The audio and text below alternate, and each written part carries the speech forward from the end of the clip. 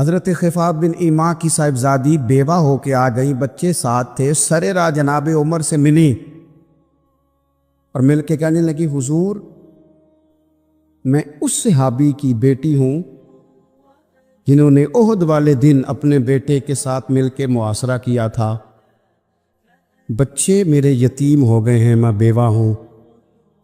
حضرت فاروق اعظم رضی اللہ تعالیٰ عنہ نے فہرست نہیں مانگی، خرچے کی ڈیٹیل نہیں مانگی، تم آنا فلانے سے ملنا، پرسوں 9 بجے آ جانا دفتر، یہ کوئی بات نہیں کی۔ حضرت عمر غور سے کھڑے، اس بیٹی کی بات سنی، چھم چھم سیدنا فاروق کی آنکھوں سے آنسو گرے، دوڑ کے گھر گئے، ایک اونٹ نکالا، وہاں سے مال غنیمت کا مال کے بھر کے 2 بوریاں، اور بوریوں میں کیا تھا؟ چاندی بھی تھی، نقدی پیسے بھی تھے، کچھ ضرورت کا سامان بھی تھا، غلہ بھی تھا، 2 بوریاں بھر کے اونٹ پہ رکھ کے کھول، لگام اس بیٹی کے ہاتھ میں تھما کے کا پتر سامان بھی تیرا ہے، اونٹ بھی تیرا ہے، اور یہ نہ سمجھنا یہی کچھ تجھے دیا ہے، جب یہ ختم ہوگا تو رب تیرے لیے اور بندوبست فرمائے گا۔ کیا مانا کہ ڈیوٹیاں لگا دی گئی ہیں، ہمیں پتہ ہے یہ سامان کب تک ختم ہو جائے گا، پیسے کب تک ختم ہو جائیں گے، تیرے لیے میں نے نئے حکم بھی جاری کر دیے ہیں۔ ایک شخص نے کہا حضور ایک بیوہ کو آپ نے کچھ زیادہ ہی نہیں دے دیا؟ کہا ایک ہی خاتون کو آپ نے اتنا نہیں دے دیا؟ تو حضرت عمر ناراض ہو گئے، فرمانے لگے تجھے تیری مار ہوئے، میری نظروں میں آج بھی وہ جلوہ موجود ہے جب اس کا باپ اور بھائی میدان احد میں کافروں کے خلاف لڑائی کر رہے تھے، آج تک میری نظر میں موجود ہے، تو کہتا ہے میں نے زیادہ دے دیا۔ عزیز دوستو، عرب شریف کے اندر بے شمار مسائل تھے، بت پرستی، عقیدے کا بگاڑ سب سے بڑا مسئلہ تھا۔ اس کے بعد پھر عورتوں پر ظلم ہے، غلاموں کو بیچا جاتا ہے، لوگ ایک دوسرے کے حقوق غصب کرتے ہیں، ڈھیروں مسائل تھے، اور صدیاں بیت گئیں۔ حضرت عیسیٰ علیہ السلام کے بعد آسمان سے کوئی وحی نہیں آئی، زمین و آسمان کا رابطہ نہیں ہوا، بے شمار مسائل تھے جن پر فوری اصلاح کی ضرورت تھی۔ لیکن جو پہلی وحی آئی ہے نا غار حرا میں، جو صدیوں بعد زمین کا آسمان کا آپس میں پہلا رابطہ ہوا ہے، وہ نہ تو بظاہر عقیدہ توحید پر ہے، نہ عورتوں کے حقوق کی بات کرتی ہے، نہ غلاموں کی بات کرتی ہے۔ جو پہلی وحی نازل ہوئی ہے وہ وحی یہ کہتی ہے کہ اقرأ بسم ربک الذی خلق، پڑھو اپنے رب کے نام سے جس نے پیدا کیا ہے۔ جو پہلی وحی نازل ہوتی ہے وہ یہ کہتی ہے کہ اپنے رب کے نام سے پڑھو۔ معنی کیا ہے کہ پڑھو گے نا اللہ کے نام سے، کتاب و سنت کو پڑھو گے تو عقیدہ توحید بھی ٹھیک ہو جائے گا، عورتوں کے حقوق کی بھی سمجھ آ جائے گی۔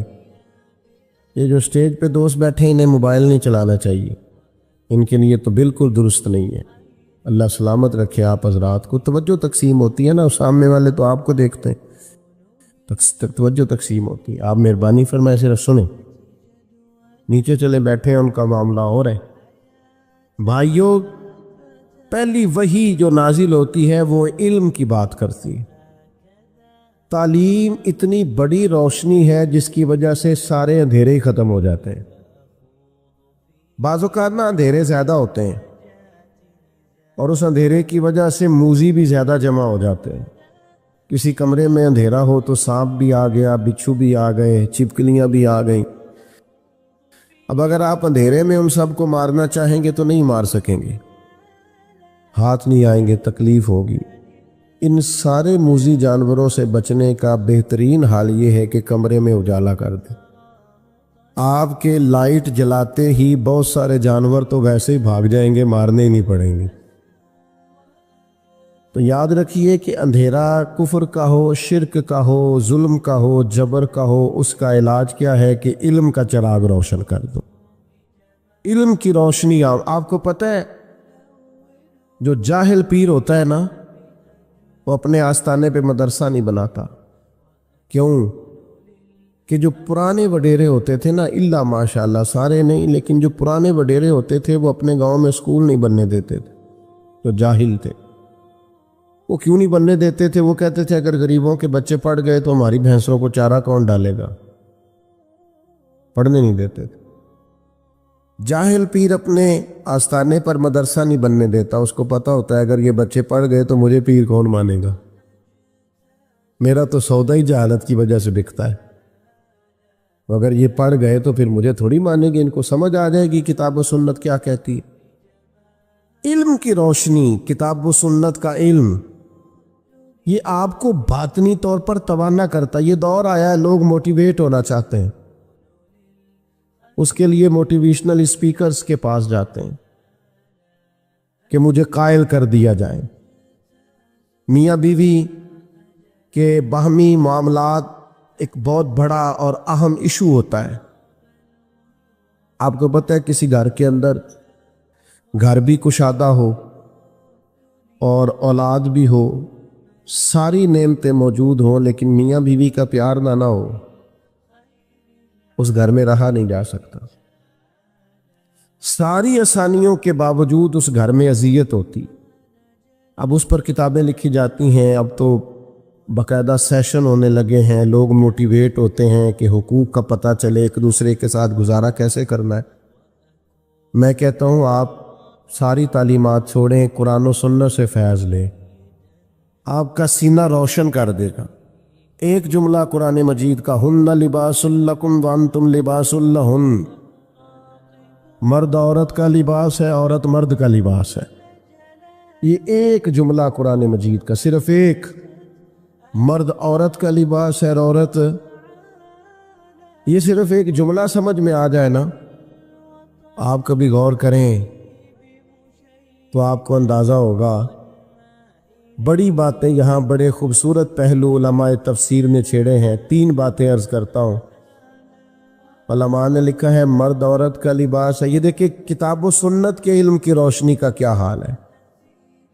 مرد عورت کا لباس ہے اور عورت مرد کا لباس ہے۔ فرماتے ہیں پہلی بات یہ ہے کہ گرمی ہو یا سردی ہو، جسم کو موسم کی شدت سے لباس ہی بچاتا ہے۔ آپ یعنی سخت گرمیوں میں بھی لوگ کہتے ہیں سر پہ کپڑا لے لو تاکہ دھوپ کی تمازت سے بچ سکو۔ گرمی ہو یا سردی ہو، موسم کی شدت سے لباس بچاتا ہے۔ تو میاں بیوی بھی ایک دوسرے کو حالات کی شدت سے بچاتے ہیں۔ اس رشتے کی خوبصورتی ہے۔ پھر آپ یہ دیکھیں کہ بعض اوقات جسم پر دھبے ہوتے ہیں، عیب ہوتے ہیں، لباس پہن لیں تو سارے چھپ جاتے ہیں۔ معنی کیا ہے؟ میاں بیوی ایک دوسرے کے عیب چھپاتے ہیں۔ پھر انسان کتنا بھی خوبصورت کیوں نہ ہو، بغیر لباس کے خوبصورت نہیں ہوتا۔ اللہ کرے آپ کو سمجھ آئے۔ لوگ یہ نہیں کہتے بندہ اچھا لگ رہا ہے، کہتے ہیں کپڑے کتنے اچھے لگ رہے ہیں۔ یہ لباس پہننا ہے، اس میں آپ کتنے سجے، کتنے پیارے لگ رہے۔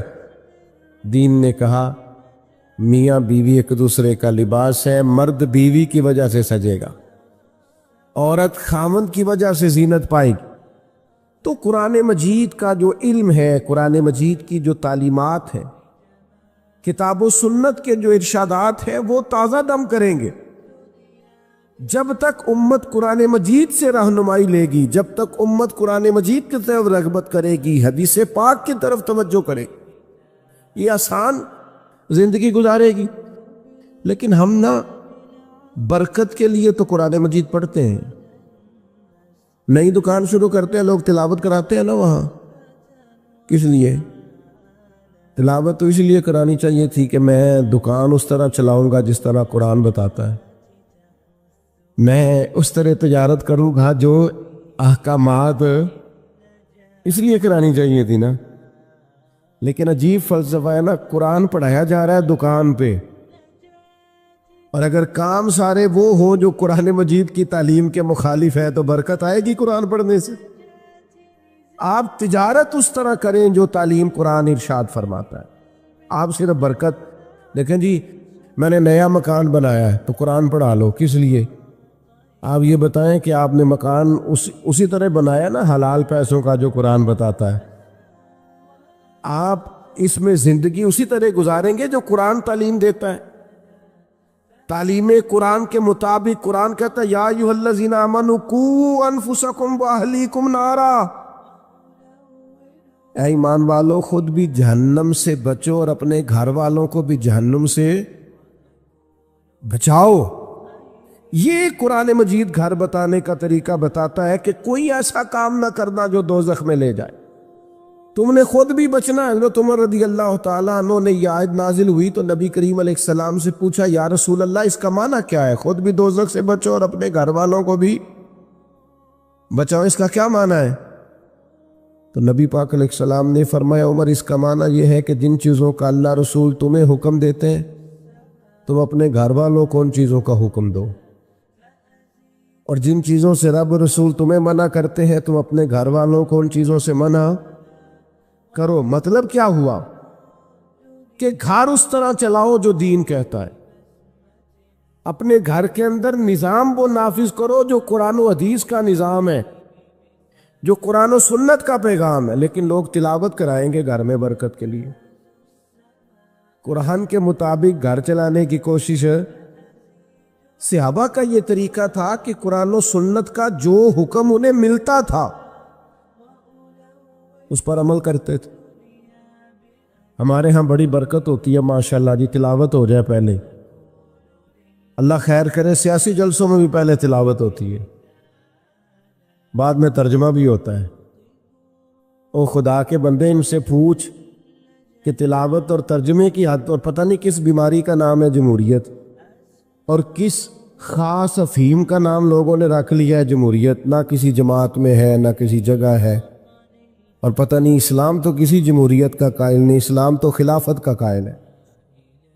اسلام تو کہتا ہے کہ آپ کو کوئی نیا قانون بنانے کی ضرورت ہی نہیں، قانون تو اللہ رسول نے بنا دیے، آپ نائب بن کے ان کا نفاذ کرے، بات ختم ہو گئی۔ اور لوگ اپنا اپنا چورن بیچتے ہیں، اور قوم کو وہ جس زمانے میں غالباً 97 میں یا 99 میں ایک حکومت بدلی تھی، تو میں صبح صبح ایک جگہ پہ اخبار پڑھ رہا تھا تو ایک بابا جی ناشتہ بیچا کرتے تھے، میں نے ان سے کہا آپ کو پتہ ہے رات کی حکومت بدل گئی؟ کہنا پتر جیڑا مرضی آوے میں تے مزدوری کر کے روٹی کھانی، سانوں تے حکومتاں نہ کدے کو فائدہ نظر، محنت کرتے ہیں تو کھاتے ہیں، کہیں نظر نہیں آتا یہ معاملہ کیا ہے۔ تو بھائی یاد رکھیں گے آپ کہ آپ تلاوتیں تو کرا رہے ہیں اسمبلیوں میں بھی، دیگر جگہوں، یہ بھی بتائیں کہ قرآن کے نظام کے مطابق چلا رہے ہیں نظم کو۔ قرآن مجید حدیث پاک یہ عمل کے لیے ہے۔ ہمارے ہاں جلسے ہوتے ہیں، کتنے گھنٹے کی تقریر ہوئی؟ 3 گھنٹے کی۔ کتنے گھنٹے کی تقریر ہوئی؟ 2 گھنٹے۔ کتنے گھنٹے کی تقریر ہوئی؟ 1.5 گھنٹے کی۔ اب آپ ساری تقریر چھوڑیں، 5 منٹ اس جو تقریر ہے اس میں سے 5 منٹ والی تقریر پہ عمل کریں، جو بتایا گیا اس میں سے 5۔ میں ایک جگہ پہ بیان کے لیے گیا تو گفتگو میں نے کی، میں آ گیا، اگلے سال وہ دوست پھر آگے کہنے لگے پچھلے سال آپ نے 25 منٹ تقریر کی تھی، ایت کی لمبی کیجئے گا۔ میں نے کہا 25 منٹ والی پہ عمل ہو گیا؟ اگر تو 25 منٹ والی پہ عمل ہو گیا تو چلو اس دفعہ 40 منٹ کر لیتے ہیں۔ لیکن اگر ہم نے قرآن و حدیث کو بھی معاذ اللہ کانوں کے ذائقے کے لیے رکھا ہوا ہے، کیا بات کی، بڑا مزہ آیا ماشاءاللہ، وہ عمل کم کرنا۔ صحابہ کرام نے کتاب و سنت کو لیا تو وہ سمجھتے تھے یہی تعلیمات نجات ہے، جو حکم آیا عمل کیا۔ اللہ نے فرمایا لن تنالوا البر حتی تنفقوا مما تحبون، تم ہرگز بھلائی کو نہیں پہنچو گے جب تک اپنی پیاری چیز خرچ نہ کرو۔ آیا بل اللہ مولاکم، فرمایا بلکہ اللہ تمہارا مولا ہے، وَهُوَ خَيْرُ النَّاصِرِينَ، اور وہ بہترین مددگار ہے۔ وہ جو رب تمہارا مولا ہے وہ بہترین مددگار ہے۔ اور اگر وہ مدد کرے تمہاری، سورہ آل عمران میں آگے جا کے ارشاد فرمایا اگر اللہ مدد کرے تو پھر تم پر کوئی غالب نہیں آ سکتا، اور اگر وہ تمہاری مدد چھوڑ دے تو پھر کوئی تمہاری مدد کر سکتا؟ کوئی مدد نہیں کر سکتا۔ بدر کی جنگ بھی اور فتح مکہ بھی رمضان المبارک میں ہوا ہے۔ میں دونوں پر غور کر رہا تھا تو ایک نیا مضمون میرے ذہن میں آنے لگا۔ بدر کی جو جنگ ہے اس میں بھی ایک عجیب انقلاب آیا ہے کہ 313 نے 1000 سے مقابلہ کیا، اور جن 1000 سے مقابلہ کیا وہ اسلحے سے لیس تھے، اور یہ جو 313 ہیں ان کے پاس 6 زرہیں، 8 تلواریں، چند گھوڑے، لیکن اللہ نے کامیابی دی تو خود رب نے بیان کیا کس طرح دی۔ فرمایا وَلَقَدْ نَصَرَكُمُ اللَّهُ بِبَدْرٍ وَأَنْتُمْ أَذِلَّةٌ، وہ کامیابی اس طرح ملی ہے کہ رب نے تمہاری مدد کی تھی، تم تو کمزور تھے، اللہ نے بدر میں تمہاری مدد کی، تم جیت گئے۔ وَلَقَدْ نَصَرَكُمُ اللَّهُ بِبَدْرٍ وَأَنْتُمْ أَذِلَّةٌ، اللہ نے بدر میں تمہاری مدد کی، تم تو کمزور تھے۔ پھر فتح مکہ نصیب ہوئی تو اس میں بھی بہترین منصوبہ بندی نبی پاک علیہ السلام نے فرمائی، بہترین حکمت عملی حضور نے اپنائی، لیکن ہمیں جو اللہ رسول نے بات سمجھائی وہ کیا ہے؟ اذا جاء نصر اللہ والفتح، فرمایا جب اللہ کی مدد آئی اور فتح نصیب ہو گئی۔ یہ اللہ نے مدد فرمائی تمہاری، یہاں بھی فتح مکہ بھی اللہ کی مدد سے، جنگ بدر بھی اللہ کی مدد سے۔ وہ جو مدد ہے اللہ تعالیٰ کی، جب وہ ہم یہ کرتے ہیں کہ ہم اپنی ساری زندگی سیاست کی نظر کر دیں، ہماری سیاست صرف ملک میں نہیں ہوتی، ہماری سیاست خاندان میں بھی ہوتی ہے، ہم گھر کے اندر بھی سیاست کرتے ہیں، ہم کسی خاص طریقے سے لوگوں کو اپنے پیچھے چلانا چاہتے ہیں، ہم ایک خاص اسلوب اختیار کرتے ہیں کہ لوگ ہمارے پیچھے چلیں۔ اس کا نقصان ہمیں یہ ہوتا ہے کہ سیاست جو ہوتی ہے یہ شطرنج کے پھیر پھیر کی طرح ہوتی ہے، تو اس کے راز بڑی جلدی کھلنے لگ جاتے ہیں، پتہ چل جاتا ہے کہ بندہ مخلص نہیں تھا، سیاست کر رہا تھا، طریقے سلیقے سے اس نے جوڑ کے رکھا ہوا تھا۔ ہم ہر جگہ سیاست کے بل بوتے پر چیزوں کو لے کے چلنا چاہتے ہیں، سیاستیں ناکام ہو جاتی ہیں، سیانے لوگ فیل ہو جاتے ہیں، بچتا صرف وہی ہے جس کے پیچھے رب تعالیٰ کی مدد شامل حال ہوتی ہے۔ اپنی زندگی کے اندر ہم جو کچھ بھی کر رہے ہیں، جس شعبے سے بھی ہمارا تعلق ہے، آج ہم نے اس بات پہ غور کرنا ہے کہ پہلے تو یہ غور کر لیں کہ جو کام ہم کر رہے ہیں کیا وہ کام ایسا ہے کہ اس میں اللہ کی مدد ہمیں ملے گی؟ اگر آپ کوئی معاذ اللہ ناجائز کام کر رہے ہیں، فعل حرام کا ارتکاب کر رہے ہیں، تو اس میں تو مدد الہی آئے گی نہیں۔ پہلے تو یہ دیکھیں جو کر رہے ہیں وہ کام مدد الہی والا ہے، اور اگر اللہ تعالیٰ کی مدد والا وہ کام ہے پھر اس پر غور کریں کہ کیا ہم نے مالک سے مدد کا سوال کیا ہے، ہمیں مدد میسر آ رہی ہے۔ وہ میں نے بزرگوں سے ایک بات سنی تھی، وہ بڑی یاد رہ گئی۔ وہ فرمایا کرتے تھے قابلیت بھی بڑی چیز ہے لیکن قبولیت سب سے بڑی چیز ہے۔ قابل ہونا بھی بڑی بات ہے لیکن زیادہ بڑی بات یہ ہے کہ اس کی بارگاہ میں قبول بھی ہے کہ نہیں۔ اپنی زندگی میں اللہ کی مدد کی طرف بڑھیں، مالک کی مدد کا حصول اختیار کرنے کی کوشش کریں، اللہ کے ساتھ اپنے آپ کو جوڑیں۔ اگر اللہ کی مدد نصیب ہو، یہ جو ہم جتنا ڈرتے رہتے ہیں، سہمے رہتے ہیں، پریشان رہتے ہیں کوئی کیا کر دے گا، ہمارے ہاں نا ہر شعبے میں معاذ اللہ ایک مافیا ہے، الا ماشاء اللہ۔ وہ مافیا کہتا ہے میرے ساتھ ملو گے تو میں چلنے دوں گا ورنہ میں نہیں چلنے دوں گا، مارکیٹ میں آ ہی نہیں سکتا فلانا بندہ کیونکہ یہاں ہمارا قبضہ ہے۔ اور میرے بھائی پھر بہت سارے لوگ جن کی نیتیں اور ارادے بڑے اچھے ہوتے ہیں شروع میں، وہ بھی اس مافیا کا شکار ہو جاتے ہیں اور ان کے رنگ میں رنگ جاتے ہیں۔ یاد رکھنا، کسی شخص کی بلیک میلنگ کا کبھی شکار نہ ہونا، کبھی کسی کی میٹھی اور مسجع مکفہ باتوں کا شکار نہ ہونا، کوئی کیا کر سکتا ہے اگر اللہ مددگار ہو تو؟ جس کو رب کریم اٹھانا چاہے اسے کوئی گرا سکتا ہے؟ ہم یہ ڈرے ڈرے سہمے سہمے پریشان پریشان فیصلہ کرنے کی طاقت نہیں، مجھے چلنا چاہیے کہ نہیں، اٹھنا چاہیے کہ نہیں، کرنا چاہیے، اٹھ باندھ کمر کیوں ڈرتا ہے؟ پھر دیکھ خدا کیا کرتا ہے۔ حضرت عبداللہ ابن عباس فرماتے ہیں میرے نبی پاک علیہ السلام نے میری تربیت فرمائی، حضور نے میری تربیت فرمائی، اور محبوب پاک علیہ السلام نے فرمایا عبداللہ یاد رکھنا، یہ نوجوان دوست میری بات لکھ لیں، پریشان لوگ میری بات لکھ لیں، جن کے پاس قوت فیصلہ نہیں وہ اس بات کو لکھ لیں۔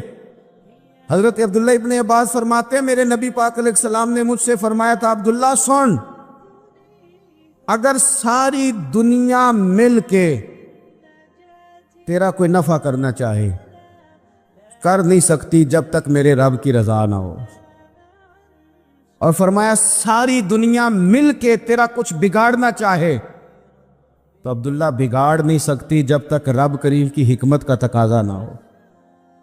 لوگوں سے ڈرنا، لوگوں کی طرف دیکھنا، ماحول دیکھ کے اپنے راہ کا تعین کرنا، ہر بندے کے خیالات کے مطابق ڈھلنے کی کوشش کرنا، فلانا نہ ناراض ہو جائے، فلانا نہ ناراض ہو جائے، وہ جس نے ہونا ہو جائے، بس رب رسول ناراض نہ ہو۔ اپنی زندگی میں اپنے مالک کو مولا جان کے، بل اللہ مولاکم، اللہ تمہارا مولا ہے، وَهُوَ خَيْرُ النَّاصِرِينَ، وہ بہترین مددگار ہے۔ توجہ جب بھی کریں رب کی جانب کریں، اپنے دل کا قبلہ درست رکھیں، سوچوں کے زاویے سیدھے رکھیں۔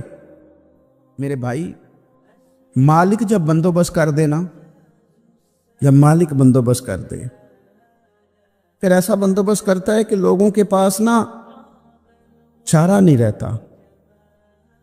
حضرت مریم رضی اللہ تعالی عنہا پاک باز تھی، مسجد میں رہی تھی، پر مالک کی حکمت کے تقاضے بڑے عجیب ہیں نا۔ پھر جناب مریم کو اللہ تعالیٰ نے بغیر شوہر کے اولاد عطا کر دی۔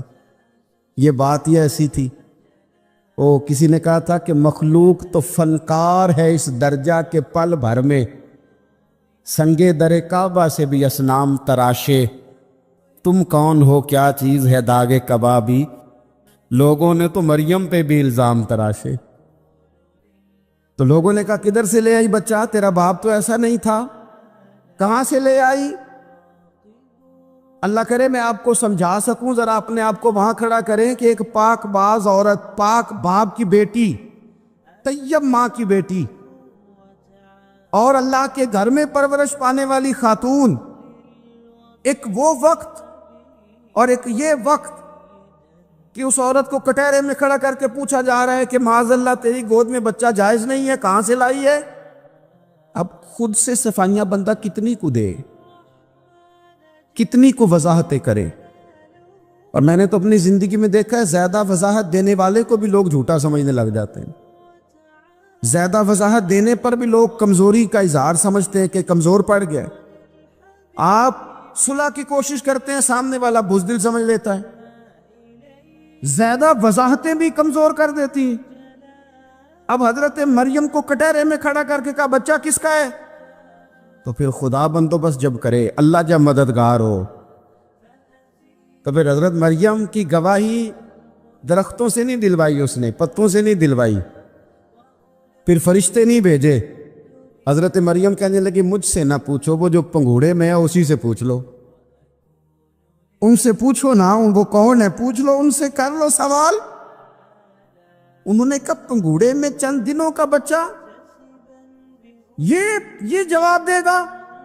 مددگار تھا رب، ان کی برات کا اعلان کرنا تھا مالک نے، اور جب مالک اعلان کر دے، جب مالک تیری صفائی دینا چاہے، جب مالک تجھے دنیا کے سامنے نکھارنا چاہے، تو پنگوڑے میں لیٹے حضرت عیسیٰ بول کے کہنے لگے انی عبد اللہ آتانی الکتاب، فرمایا میں اللہ کا بندہ ہوں، رب نے مجھے کتاب عطا کر کے نبی بنا کے دنیا میں بھیجا ہے۔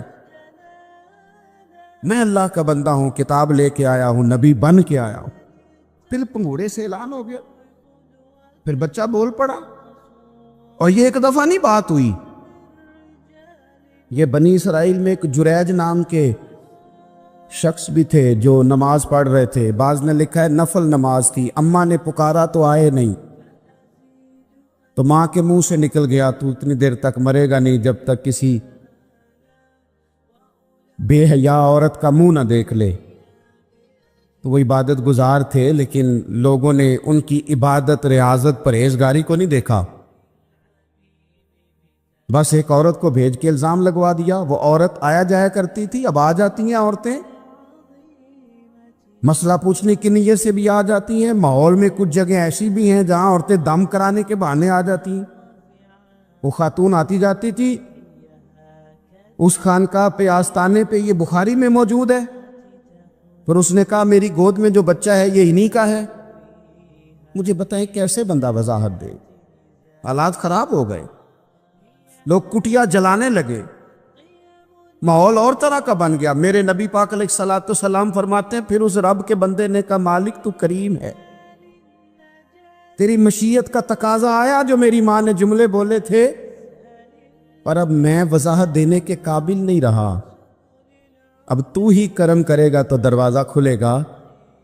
تو وہ چند دنوں کا بچہ پنگوڑے میں بول کے کہنے لگا میں اس درویش کا نہیں، میں تو فلانے چرواہے کا بچہ ہوں، وہ جو بکریاں چراتا ہے۔ رب کی مدد کو پکارے، اپنے ساتھ اپنے مالک کی مدد کو شامل کریں، تھوڑے رزق پر بھی گزارا اچھا ہونے لگ جائے گا۔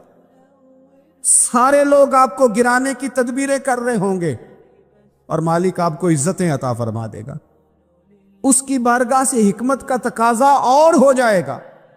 ہم نے ساری زندگی لوگوں کو راضی کرنے میں گزار دی، ساری زندگی بڑھاپا آ گیا بچوں کو پالتے، اور بچوں نے آخری عمر میں کہہ دیا ابا اگر کوئی ڈھب کا کام کر لیتے تو آج ہمارے دن بھی پھر نہ جاتے۔ ساری زندگی گزار دی بہن بھائیوں کو راضی کرنے میں، ساری زندگی گزار دی ذمہ داریاں اٹھانے میں، ان کو 99 دفعہ دیا، ایک دفعہ نہیں دیا تو انہوں نے کہہ دیا تو نے تو کبھی دیا ہی نہیں، تو تھا ہی نہیں۔ ساری زندگی محلے داروں، علاقے والوں کو راضی کرنے میں گزار دی۔ اور میں نے ایسے لوگ بھی دیکھے دین کے لیے وقت گزارا، لیکن جب بڑھاپے میں دانت کام نہ کرتے تھے تو وقت کے مفتیوں کو بھی مسجدوں کی کمیٹیوں نے کہہ دیا اب آپ کی سمجھ نہیں آتی، ہم نے خطیب کو یور رکھنا ہے، نہ دیکھو دنیا کی طرف، دنیا رلا دیتی ہے، نہ راضی کرو بندوں کو، بندے تھکا دیتے ہیں، نہ پیچھے بھاگو ہر وقت دنیا داروں کے، یہ انسان کو کمزور کر دیتے ہیں، وہ تو کریم ہی بڑا ہے۔ 2 آنسو زمین پر بعد میں گرتے ہیں، بندے کے گناہ سارے پہلے معاف فرما دیتا ہے۔ اللہ کی مدد کا حصول، اپنے مالک کی مدد کی طرف بڑھنا، آپ کو بدر کی جنگ بھی یہی درس دے گی، آپ کو احد کا میدان بھی یہی سبق دے گا، فتح مکہ بھی یہی سبق دے گا۔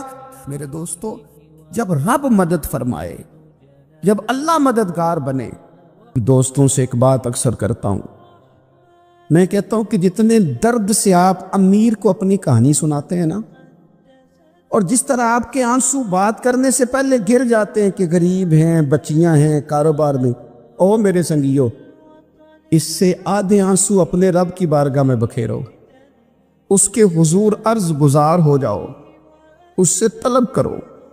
ایک وقت انسان پر زندگی میں ایسا آتا ہے کہ اسے یوں محسوس ہوتا ہے کہ میرا سایہ بھی ذرا سا پیچھے ہٹ گیا ہے، اسے یوں لگتا ہے کہ میں کسی سہارے پہ ہاتھ ڈالتا ہوں تو وہ بھاگ جاتا ہے مجھ سے، لیکن مالک کی بارگاہ ایسی عظیم بارگاہ ہے، رب رسول کے آستانے اتنے بڑے ہیں کہ آپ جب وہاں کشکول طلب دراز کرتے ہیں تو جھولی پھیلانے میں دیر لگتی ہے، ان کو بھرنے میں تو کوئی دیر نہیں لگتی۔ ہم نے اپنا سوچ کا قبلہ ہی دنیا کو بنا لیا۔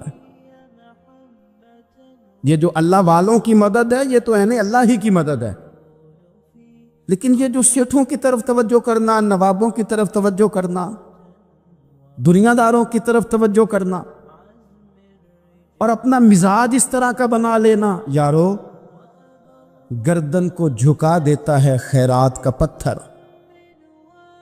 جہاں میں مانگنے والوں کے سر کبھی اونچے نہیں ہوتے۔ اور اقبال کہتے ہیں غیرت ہے بڑی چیز جہاں نے تگ و دو میں، پہناتی ہے یہ فقر کو تاج سردارا۔ میں عرض کروں گا کہ اپنی آپ جب توجہ کا قبلہ اللہ رسول کو بنائیں گے تو رب فرماتے وَيَرْزُقْهُ مِنْ حَيْثُ لَا يَحْتَسِبُ، میں نہ تجھے وہاں سے رزق دوں گا جہاں سے کبھی تیرا گمان بھی نہیں کیا ہوگا کہ یہاں سے بھی مل سکتا ہے، تو نے سوچا بھی نہیں ہوگا۔